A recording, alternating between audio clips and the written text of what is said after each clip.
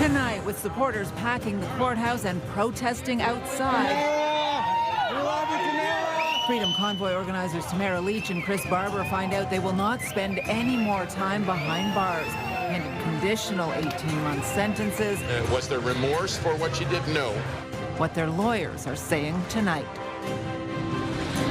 It's a flat-out no from the Premier. They're just pocketing the cash. Doug Ford responds to mayors looking for a compromise on photo radar. And we are live from New York. 2-2. Varsho drives in, right field. We'll give you a sense of the excitement there and here as the Jays get a chance to knock off the Yankees in Game 3 tonight.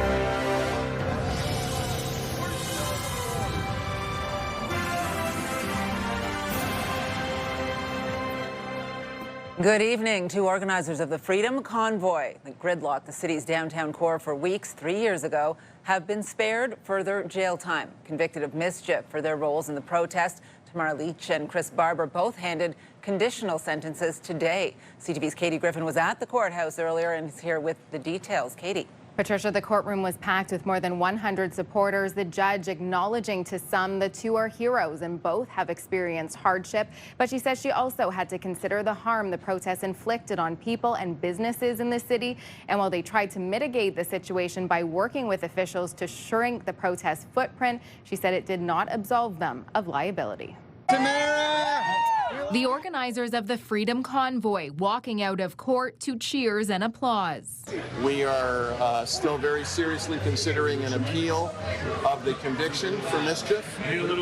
But as far as the sentence goes, we're pleased that she is not going to be spending any more time in jail. In a courtroom packed with supporters, a judge handing down 18-month conditional sentences for both Tamara Lich and Chris Barber for their roles in the 2022 protest over vaccine mandates and other pandemic measures. For my client's comment, he respects the judge's decision. They're reasonable in her view and not appealable in terms of the sentences. Was there remorse for what she did? No. The protest saw thousands of people and hundreds of trucks gridlock the core for weeks, horns blaring. The judge says while Barber and Lich attempted to work with officials to shrink its footprint, neither took steps to end or stop the demonstration, which was disturbing the peace. Barber will spend a year under house arrest and will then have a curfew for 6 months. With credit for time served, Lich will serve 12 months of house arrest and have a curfew for 3.5 months. Both will have to complete 100 hours of community service. I think the judge wanted to make sure in her decision today and even in her decision on conviction that protest is allowed. That's not the issue. It's the manner of the protest. In Canada, constitutionally protected freedom of speech, which encourages peaceful assembly, must prevail over the rights of property owners, the enjoyment of property. It's not an equal balance, and that's the primary basis that we're considering for an appeal of conviction. Another key convoy figure, Pat King, was in the courtroom today. He was found guilty of multiple charges and given a 3-month conditional sentence earlier this year, something the Crown is appealing. There's also a class action lawsuit relating to the convoy, seeking hundreds of millions of dollars in damages. So this isn't over just yet. Patricia? All right, CTV's Katie Griffin live for us tonight. Thank you. And we do have extended coverage of the sentencing of convoy organizers Tamara Lich and Chris Barber. There are many more stories online about the convoy at ctvnewsottawa.ca. We have some breaking news now. The provincial supervisor appointed to oversee Ottawa's largest school board is scrapping the controversial elementary program review. Robert Plamondon sharing the news in a letter to parents this evening, writing, after extensive consultation with parents, educators and students, I have concluded that the changes planned to elementary education would have been highly disruptive for students and families. For these reasons, the elementary program review's trustee approved changes will not proceed. Trustees approved the review back in May. It included a slate of changes to programs, grade structures, and boundaries. It would have forced about 1,500 more students than normal to change schools in September 2026. It also would have eliminated middle French immersion and closed alternative schools. Plamondon says the review will be replaced with a new approach, which will not require students to change schools and will include 2 elementary program streams, French immersion and English with core French, offered as early as grade 1. He says more details will be shared in the months ahead. Well, Premier Doug Ford is not backing down on his plan to ban speed cameras across the province, even as mayors plead for a compromise to allow them to stay in school zones. CTV's Stephen Keys joins us now with more on this. Steph. Patricia, nearly 24 mayors signed a letter to the Premier last week asking him to reconsider an absolute ban. They say the cameras work and help improve safety, especially around schools. In response, the Premier has penned his own letter, making it clear he is not willing to negotiate on this. Simply writing, the answer is no. Our government is banning this municipal cash grab once and for all. He goes on to say the only thing municipal speed cameras are 100% effective at is taking money from hard-working people. Today, Ford was asked directly why he thinks keeping cameras in school zones is unreasonable. Here's what he had to say. What's unreasonable is a total cash grab. And we know speed cameras do not work. Simple as that. I have an idea that we're putting forward that we're going to put traffic calming infrastructure, and that will bring it down to zero. Ford says his government will introduce legislation this month that would ban photo radar cameras across the province and replace the cameras with warning signs, things like flashing lights, roundabouts, and speed bumps. Now, Councillor Tim Tierney has already spoken to CFRA late this afternoon, suggesting Ottawa will move ahead with a motion to try and keep the cameras anyway, in spite of the Premier's letter. And so that motion goes ahead when Council meets tomorrow, Patricia. All right, CTV's Stephen Keys live for us tonight. Thank you. Well, Canada's Prime Minister traveled to Washington today for his second high-stakes meeting with the U.S. President. The high-level trade talks taking place as Donald Trump threatens to impose new tariffs. CTV's Mike LeCouture is in the U.S. Capitol with more on how that meeting went. Mike. With a firm but friendly handshake, Prime Minister Mark Carney arrived at the White House for his working lunch with U.S. President Donald Trump. We're going to be talking about trade. We're going to be talking about a lot of different things. In a 32-minute Oval Office meeting, Trump called Carney a great man several times, adding he's confident they'd work through the issues preventing a deal on tariffs. He's a world-class leader. He's a man that knows what he wants. And I'm not surprised to see that he won the election and won it substantially. And I would think he's more popular now. He's a good man. He does a great job, and he's a tough negotiator. If he's a great man and you want to do a deal with Canada, why aren't you?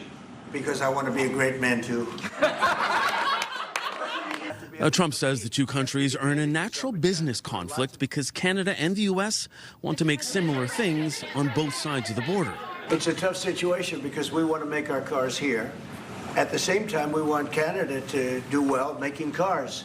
So we're working on formulas, and I think we'll get there. Carney said the two countries are competing, not in conflict. We are the largest foreign investor in the United States. $500 billion in the last 5 years alone, probably $8 trillion in the next 5 years if we get the agreement that we expect to get. Following the meeting, the minister in charge of Canada-U.S. trade updated reporters on how it went. It concluded with the President and the Prime Minister directing us, me and my colleagues and the President, his cabinet secretaries who were there, Ambassador Greer, Secretary Lutnick, and others, to continue the conversation and to quickly land deals that will bring, we think, greater certainty in areas where the principal areas would be steel and aluminum and energy. In a sign that that work will be continuing, Dominic LeBlanc is staying in D.C. for the next 24 hours for more meetings. And this evening, Prime Minister Carney is having a working dinner with U.S. Vice President J.D. Vance. Mike LeCouture, CTV News, Washington. And stay with CTV News for continuing coverage of the ongoing trade talks. For updates on radio, tune into News Talk 580 CFRA and CTV News channel at any hour. Still ahead, Nuit Blanche will again take over the capital in 2026, why Ottawa's nightlife commissioner says people want the art festival back. That story coming up. Well, here's a live look through our somewhat misty, Centennial Glass Sky Cam, 16 degrees out there right now. Certainly has been a wet day off and on, in contrast to the beautiful sunshine we've seen over the past several days. Nice and dry inside at the Black Widow Cheer Gym, where we find Jackie tonight. Jackie? Yeah, thanks, Patricia. This is kind of where we want to be today because we've had torrential downpour for throughout the day. It's been dreary. It's been muggy as well, and no sun in sight. So it's kind of nice to be indoors and enjoying the cheer and the spirit that's happening here at Black Widow Cheer Gym. So taking a look here, we do see the weather system really moving through, a lot of it focused along the seaway. It is moving very quickly right now, with temperatures sitting between 15 and 17 degrees. Bound by the seaway, more like 18 degrees, and lots of humidity as well. And this will continue well into the evening. About 9 p.m. tonight, temperatures are going to be about 16 degrees. There is still a chance that we could see a chance of showers. It's expected to clear just after midnight. Things are going to still remain calm at 15 degrees. While we will start off cool at 8 degrees, we're not going to get much warmer than about 12, 13 degrees. And I'm going to take that as long as we get the sunshine and dry conditions, which is what we are anticipating for the next several days. We'll have those details and more in just a bit. Patricia. Well, police are looking to identify a person of interest in connection with a fatal stabbing last week. A man was found with multiple stab wounds on Saint Laurent Boulevard last Thursday morning. He was rushed to hospital where he was pronounced dead. He's since been identified as 55-year-old Justin James Weir.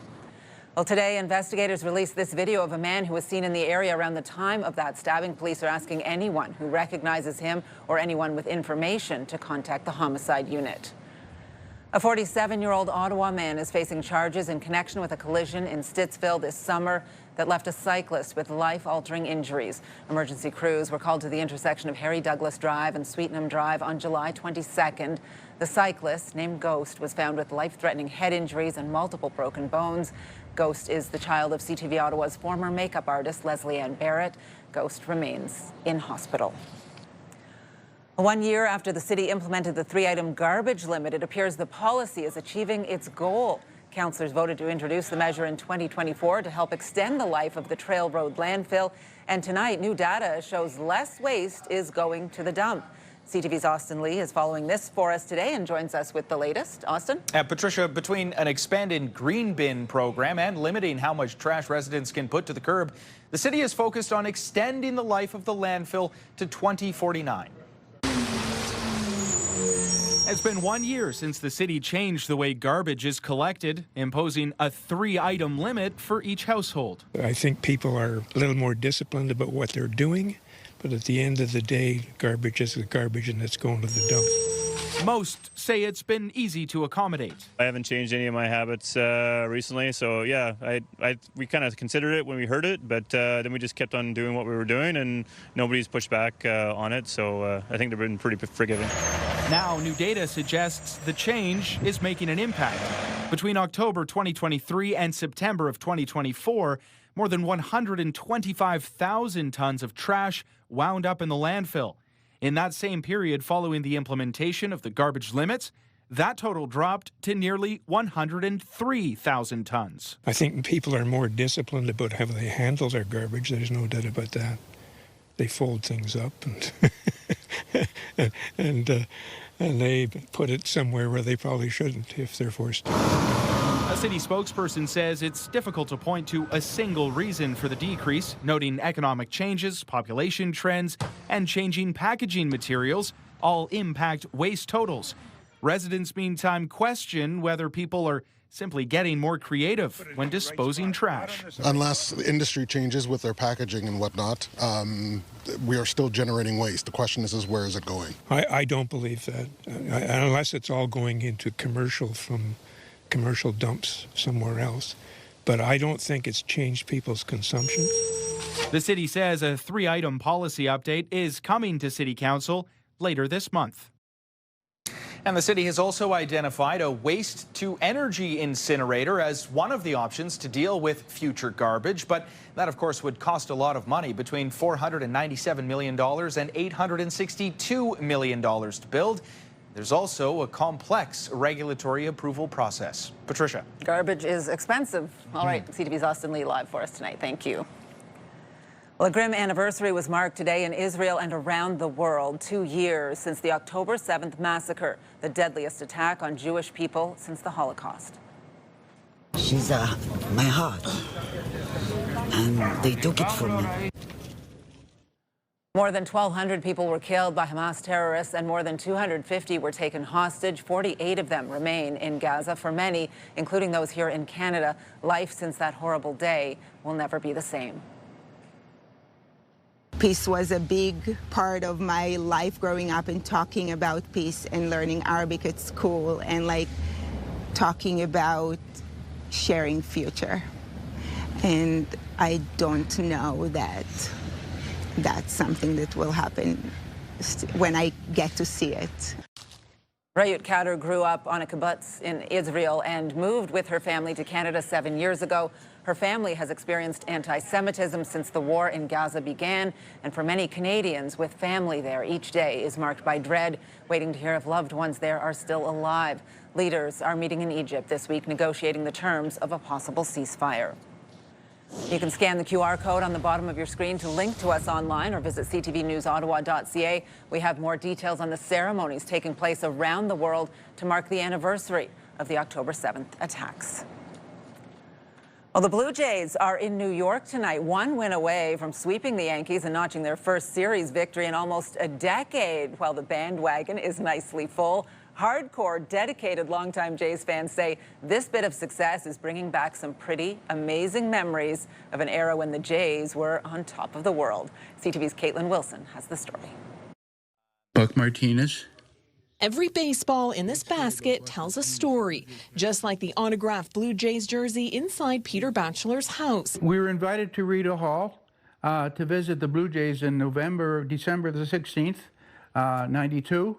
And we met Joe Carter, John Ulrich. From Joe Carter's World Series winning home run. Winners and still world champions, the Toronto Blue Jays. To Jose Batista's iconic bat flip. And Trey Savage's dominant pitching performance last Sunday. Blue Jays fans have lived through some unforgettable moments, and this year is no different. It's the only team in Canada, and I would argue everyone's getting on the bandwagon. It's a way to bring the country together in a very positive situation. Two-run homer. With the series heating up, all eyes are on the Blue Jays as they look to keep their momentum alive and move one step closer to the American League Championship Series. I think they'll win the series in general, but tonight could be a 50-50, first game in New York. The team's success is doing more than filling stadiums and sports bars. It's reigniting a love for the game itself.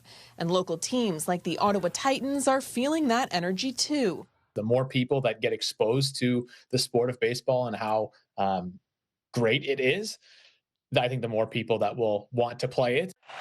If the Jays beat the Yankees, they're off to the finals Sunday. And fans like Peter say the recipe for success is simple. We'll see where we go, one game at a time. Caitlin Wilson, CTV News. And some dedicated fans have made the trip all the way down to New York to watch the game, but you may not see them donning Jays gear in the stands. You're actually a Blue Jays fan. I am a Blue Jays fan. And but you're wearing a Yankees hat. I am. Are you going to wear it inside? Yeah. Maybe. Why? Because I heard the fans get pretty hostile. That was CTV Toronto's Sean Leathong chatting with fans also in New York getting set for this game. And it's noisy where Sean is tonight in Yankee Stadium. This is a tough park in which to play. You can understand fans maybe wanting to go in disguise. This series could shift dramatically tonight with the Jays having to play on the road in a really tough building, Sean. It certainly does, Patricia, because the lights don't get any brighter than this. Yankee Stadium, New York, an elimination game. We know that the Yankees will be most dangerous with their backs against the wall. That's exactly where they are right now. What's going on behind me? The Blue Jays are warming up. Addison Barger and Nathan Lucas have been taking batting practice for the last little while, as they will continue because this is a little bit of a later start tonight, an 8:08 start. many of the players know how hard it is to eliminate a team, yet, let alone the New York Yankees, who were favored to win the division this year. They were the American League champions last season, but now it's the Blue Jays who won the American League East rather unexpectedly, and the Blue Jays looking to knock off the most storied franchise in baseball, Patricia. Yeah, storied franchise with really exuberant fans. And Sean, we were talking earlier, you got a special welcome to New York from Yankees fans yourself earlier today. Yeah, it started early, and the Yankees fans certainly did their job. We started doing live hits outside Yankee Stadium at 7:15 this morning, and as soon as we started going live, the Yankees fans who were driving by, probably on their way to work, started heckling us, just rolling down their windows and saying, "Let's go Yankees," and then a few other stuff in Spanish. So I'm only assuming that was not friendly, but that's what it's been like today. The Yankees fans, while welcoming, are also hostile. This is a hostile environment. They're letting us know about it. I'm sure they will be much louder in about 2 hours' time, trying to let the Blue Jays know just where they are. But we do know that there are some Blue Jays who love playing in this stadium. George Springer loves playing in here, and so does Vladimir Guerrero Jr. Would love to see his bat going again. An incredibly long day for you, but I hope you are able to enjoy this game tonight. And thank you so much for this, Sean. Appreciate it. Thank you.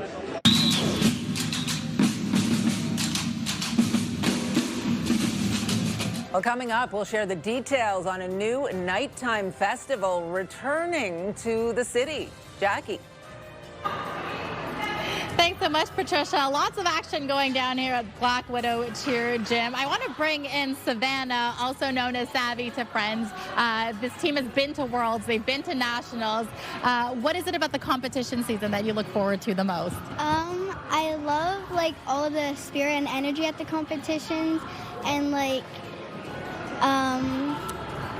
I love traveling with my family and friends, and yeah. And the positive energy. Year 6 for Savvy here, and your favorite moment when you're out there competing? My favorite moment is the adrenaline and they just the crowd cheering you on and seeing all the fans and everyone like that. Well, thank you so much. I'm going to let you carry on with the practice as they get ready for competition. Here's a live look through our Centennial Glass Sky Cam overlooking Sussex Drive.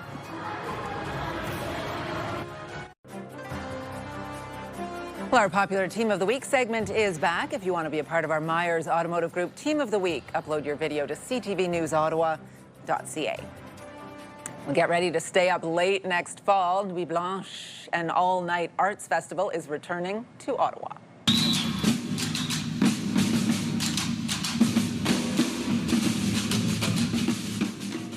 Sometimes translated as Sleepless Night, the Arts Festival will take place over one night in the fall of 2026. It will include local talent, technology, as well as cultural events. People can get a sneak peek next Friday with a special free acrobatic performance and parade in the Byward Market.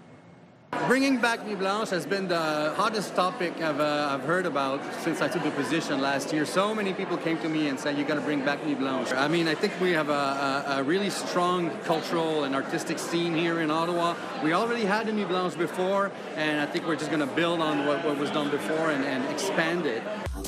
Similar Nuit Blanche events have already been held in Montreal and Toronto. The night commissioner says more details will be announced as we get closer to the event. It wouldn't be a good day for it today. A rainy day in the capital. Rain fell earlier today, and as you can see from our sky cam, still humid out there. Things have cooled down after 2 straight days of record-breaking warm temperatures, but it was messy, wet, gray, lots of puddles out there for sure. As we take our first full look at the forecast, back to Jackie and the cheer team there, Jackie.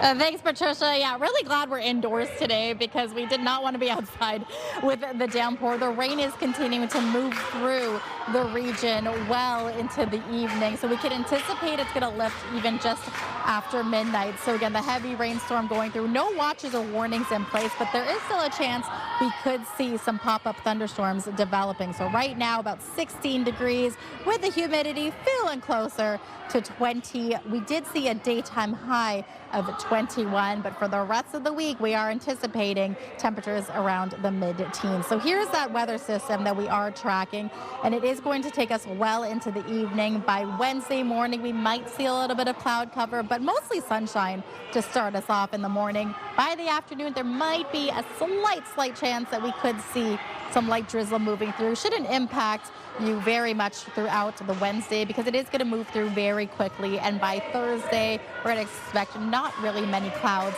more of clear, sunny blue skies. Taking a look at tonight's lows, we're down to single digits, 6 degrees for the overnight. Still a chance of showers. Tomorrow only getting to a daytime high of about 13 degrees. The good news is lots of sunshine. Well throughout eastern Ontario, temperatures are going to be sitting around the 5 to 8 degree mark. A little bit warmer, about 10 degrees closer to the seaway. But for the most part, it will be cooler and not as humid, hopefully, for the overnights. Tomorrow's high sitting around 15, 16 degrees. Bancroft at a cool 12 degrees. And again, the sunshine will carry us well into the rest of the week. Meanwhile, across the region, temperatures sitting around 20 degrees at Atlantic Canada. Much of Ontario under this rainfall and cooler conditions. Our friends to the west, we are seeing parts of Edmonton and Calgary still sitting around 20, 21 degrees or 22 degrees. So still a lot of warmth there. But for the most part, the cool conditions are going to start making its way in, and it's going to really feel like fall. Now, our 7-day weather forecast is brought to you by Davidson Hearing Aid Center, celebrating over 80 years in family business. Tomorrow, if you're heading to the Rapid FC game, it is the final regular season game. It's Fan Appreciation Night. That's Wednesday, 15, the daytime high. Sunshine will stretch well into the weekend, but it's really the overnight lows we want to pay attention to, where we're going down to the freezing mark. Yes, much like we had 20 degree overnight, we are now down to 0, which is more realistic for this time of year. Not quite ready for that, though, but we are enjoying the daytime highs where we get to 16, 19 degrees for at least the next several days.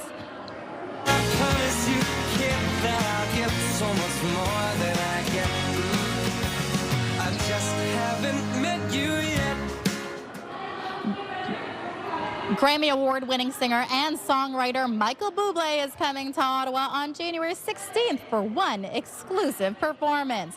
It's a night to celebrate the 30th anniversary of the Canadian Tire Centre, and we want you there. Get ready for your chance to experience one unforgettable night singing along to all your favorites. Plus, one lucky viewer will win the grand prize, a pair of tickets to the first 5 rows. Scan the QR code to head over to ctvottawa.ca and enter for your chance to win.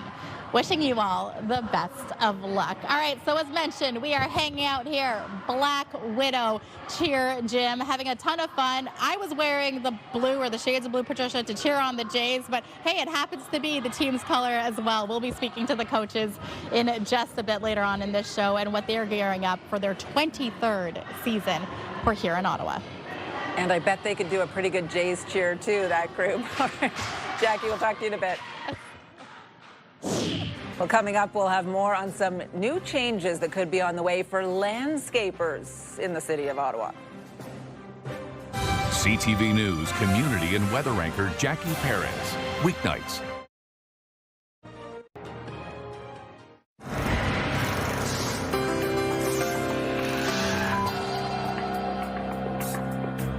Well, in tonight's big picture, the first supermoon of the year lit up the night sky across the capital last night. The harvest full moon was also the largest and brightest so far this year because the moon does not orbit the Earth in a perfect circle. Sometimes it comes slightly closer to our planet, making it appear larger and brighter, which is why it is called a super moon. A lot of people out taking pictures of that last night as I was biking through the city a little bit. Some other stories you need to know right now. Landscapers may soon need to obtain a license to do work in Ottawa. CTV's Stephen Keys is joining us now with the details on this and other stories. Steph? Well, Patricia, the city is looking to put a stop to driveway alterations and other work in the right-of-way that does not comply with city bylaws. This comes after CTV Ottawa spoke to several homeowners in recent months who were forced to rip out landscaping projects they paid thousands of dollars for. No hardscaping, including river rock and interlock, is allowed on the city's right-of-way because it can interfere with drainage and snow removal. Staff are now recommending the city implement a new business license for those projects, which would require contractors to get an annual license. Now, that would cost $381 plus a $60 administration fee.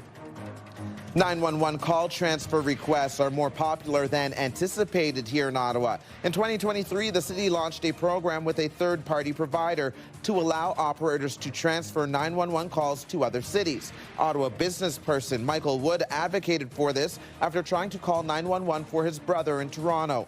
Previously, residents who wanted to request a wellness check for someone living in another city could only call the non-emergency phone number for the local police service. A new report shows there are now, on average, 75 to 80 call transfer requests per month in Ottawa, with many related to wellness checks. Ottawa's real estate market saw a slight uptick at the end of the summer, with home sales and prices up slightly year over year. According to the Ottawa Real Estate Board, 1,089 homes were sold in September, up from 1,047 the year before. The average sale price was $690,397, also up from September of last year.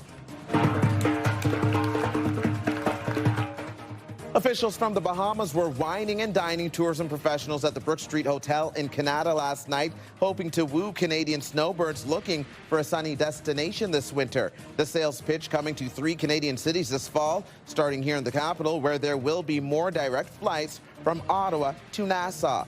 The direct flights will be offered by both Air Canada and Porter. And fun fact, the Bahamas has more than 700 islands to explore, 30 of them inhabited, Patricia. So just let me know when you're going to book our tickets. You're going to have to wait till January because I think I'm out of vacation for the year. I've only been to one of those islands for one day. Okay. Back in the 90s, we did a radio promotion with Cool FM. Nice. I remember listening to Cool beach. FM. I love that. Yeah. The moose. Down, the moose.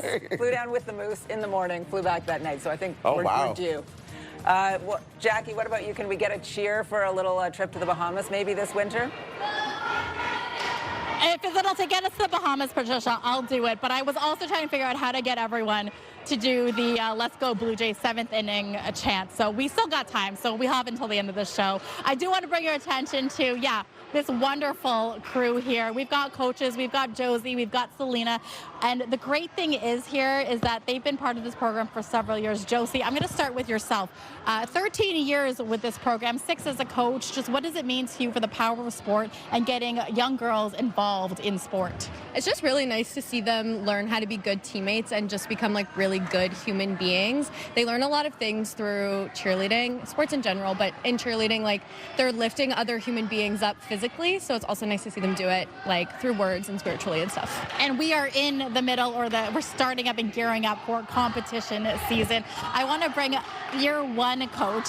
Talk to us about just the experience transitioning from the program into coaching. Absolutely. This has been something I've been working toward for a couple seasons now.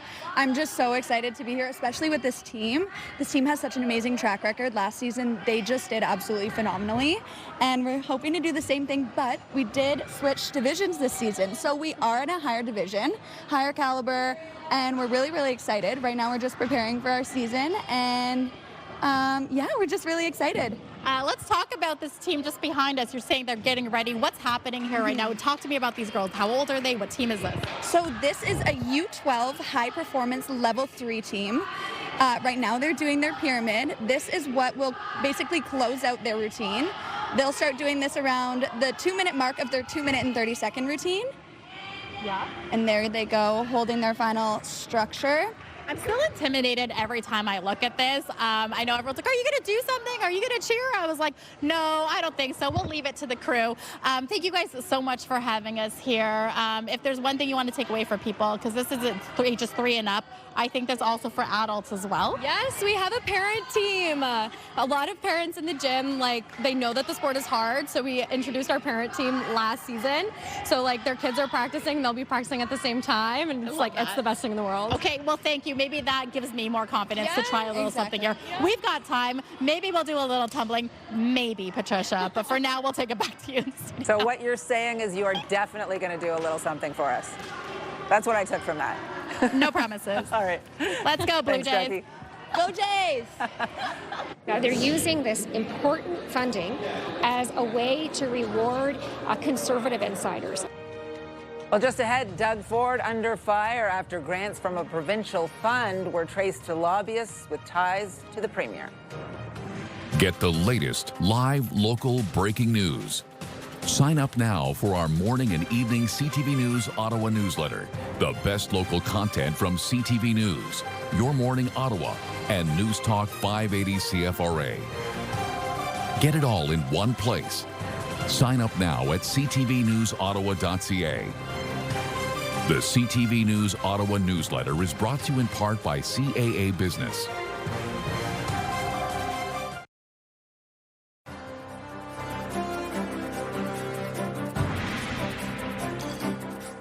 Canada's federal government is now reviewing a multi-billion-dollar jobs training program in Ontario in the wake of a scathing Provincial Auditor General report that found who got the money was more often driven by politics than merit. CTV's John Woodward reports. This is more than training. This is transformational. That's according to this video by the King Animal Hospital about its grant from the Ontario Skills Development Fund to train at least 100 registered veterinary technicians in a luxurious campus north of Toronto. We have a gym, we have 2 kitchens, we have a lounge area. CEO Tracy Jones said in a statement, "We are addressing a critical workforce shortage requiring specific critical care skills, reducing turnover, and strengthening the province's animal health care system." Keep going, Marmaduke. You can do it. You're a good boy. The animal hospital hired a lobbyist to get that grant, something Ontario's Auditor General flagged in her review of the $2.5 billion fund that has been criticized for funding private skills training at bars, dentists, a bakery, even a casino, amidst a crisis in public colleges. CTV News looked at the data. We found at least $100 million in grants obtained with the help of a lobbyist. The lion's share, at least $82 million, tracked to one company, Rubicon Strategy, run by Premier Doug Ford's former campaign manager, Corey Tenike. It seems, they're using this important funding as a way to reward conservative insiders. Ford defending the program at the legislature today. The Skills Development Fund is one of the best programs we've ever put together. It's created over 700,000 opportunities for people. But Canada's federal government, which has provided funding for jobs training, says it's reviewing the report from the Auditor General. A spokesperson for Jobs Minister Patty Hajdu said, "We will also be engaging with the Government of Ontario on this matter to undertake full due diligence and seek mitigation measures to ensure funding is used effectively and transparently for our labour market agreements." It's our money, it's on our budget, it's on our books. Ford saying the grants are crucial for the province's economy. Critics saying they could be a whole different animal. John Woodward, CTV News. So that's why I was like, this sounds very legit. Only a TD Bank employee will have this kind of information, right? Well, just ahead, the bank investigator scam continues to cause major problems for people in Ontario as more victims come forward to say they've lost tens of thousands of dollars.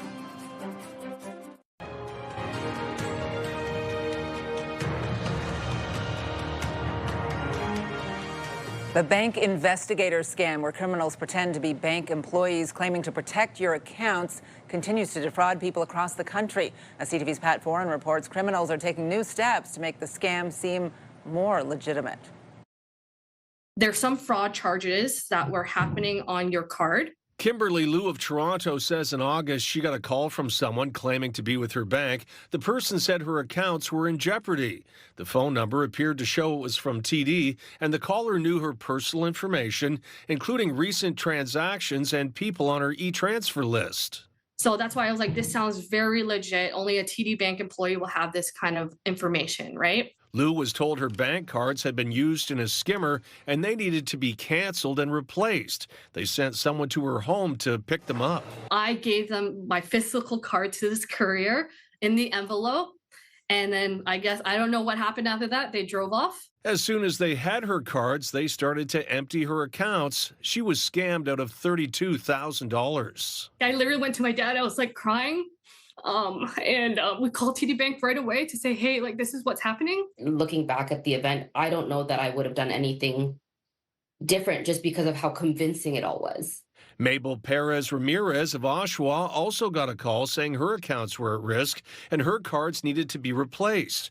A courier also picked up her bank cards. She was scammed out of $20,000.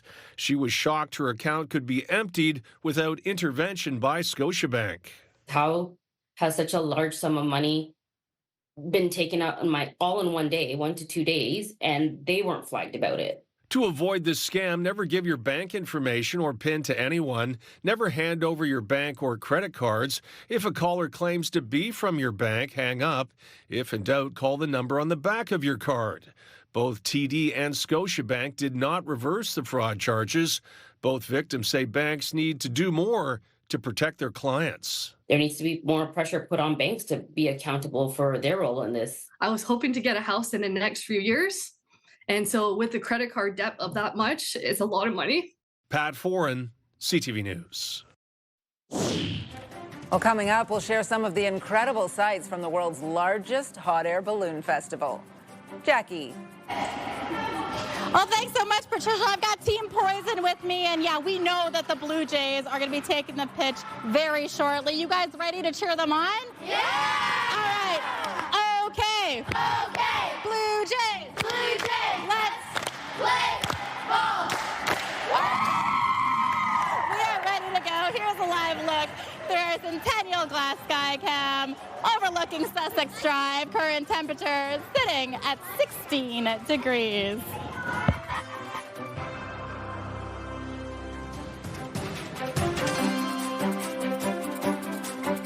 Pure Country 94 wants to send you to Sandals South Coast in Jamaica. We're giving away an all-inclusive Caribbean vacation for 2 every weekday. Listen for your chance to win. Pure Country Passport with Sandals Resorts. Get closer to the Caribbean.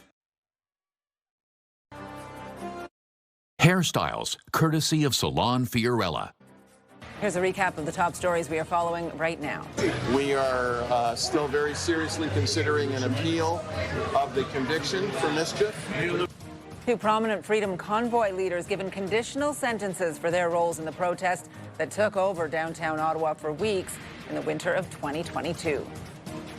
It's a complicated agreement, more complicated maybe than any other agreement we have on trade, because, we have natural conflict. We also have mutual love. We have great love for each other.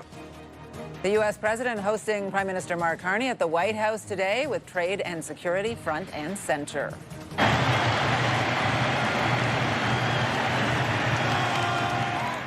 And the Toronto Blue Jays are in New York to face the Yankees in Game 3 tonight, with the team looking to win its first playoff series in nearly a decade. First pitch in just over an hour. One final look at the forecast. Back out to Jackie. It's been having some fun with those Jays cheers and everything else, Jackie. Yeah, I've had a lot of fun, and now they're showing me what they're all about as they gear up for competition season. And so while things are heating up here, let's take a look at tomorrow, because it will be a chillier start to your Wednesday, or your Tuesday, or Wednesday rather. 9 degrees, sunshine is the good news, so dry conditions, and this will extend well into the rest of the week. So our Wednesday, Ottawa Rapid FC wrapping up their regular season home game, daytime high 15 degrees. Then we're only getting to a daytime high of 12 degrees for our Thursday. Freezing mark is what we're going to be hitting for overnight lows, unfortunately, but we are still getting more sunshine. 16 and 19 degrees is what we're anticipating. So the rain will be well and gone by the time we get to tomorrow, and we're in for a great stretch of some sunny, dry days ahead of us. Stefan, Patricia, I'm going to take it back to studio for you. I know they're trying to get me to do a little bit of tumbling, a little basket throw, but we'll see how we do. It's hard to focus on you when people are flipping in behind you. That's pretty impressive. Yeah. Love that, Jackie. Thank you. All right, we want to check in with Stefan, who's here on the desk ahead of our 11:30. I imagine Jays are maybe a little bit of the focus tonight for as well. Sure. Cheerleading skills are not many. Will be cheering them on. Patricia will be keeping an eye on all things happening here in the capital, but we know many will have their eyes on the big baseball game. Ottawa sports bars are planning to welcome fans inside their establishments on this rainy night. And as you know, Jays fever is quickly gripping the nation. Those highlights and more tonight at 11:30. I'm so excited because it's giving me memories from my childhood when I had Joe Carter's poster on my bedroom wall. Winning the World Series. That's what I want. Your childhood, my university days, yeah. Well, I mean, you dated yourself, Patricia. Time. I didn't do it. At a Montreal bar watching the Jays win the World Series. Amazing. All right, finally for us, we have this tonight. The skies over Albuquerque, New Mexico, awash with color this week. This is so beautiful. The city is hosting the world's largest hot air balloon festival. About 500 balloons from across the globe are sky high for the 53rd edition of the annual event, and they are creating a spectacular sight for locals and visitors alike. Hundreds of thousands of people expected to attend before the 9-day fiesta ends on Sunday. There's something about that. It just looks so mesmerizing and stunning, romantic. Yeah, it's and beautiful. Warm. Yeah. I had a feeling I was a year or two older than you, Steph. Yeah, just a couple. Yeah, 6 months. I wasn't in elementary school at all. Whatever. Those years. Joe Carter, that's a pretty good poster to have. Yeah. The bat flip, a lot of people remembering back to that. Yeah. Let's hope we get some more wonderful moments Prayers to talk up about this year. Yeah. Fingers crossed. Toast Absolutely. Bring out the inner child in all of us. There we go. Have a good night, everyone. We'll talk to you tomorrow.